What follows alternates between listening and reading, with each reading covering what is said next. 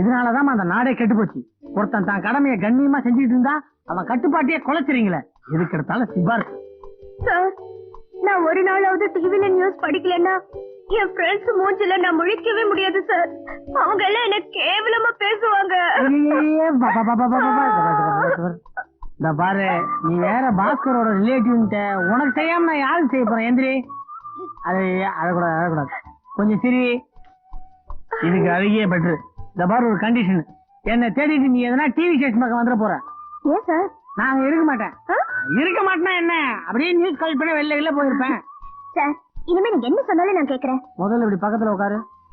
ஒன்ன மாதிரி டிக்கெட் தான் நான் ரொம்ப நாளா தேடிட்டு இருந்தேன். ஏமா, உன் தமிழ் எப்படி, உன் குரல் வளம் போக்குவரத்து நான் எப்படி தெரிஞ்சுக்கிறது? இந்த கொட்டை இடத்துல போட்டுருக்க படி. வாலிப வயோதிக அன்பர்களே, இல் வாழ்க்கையில் சோர்வா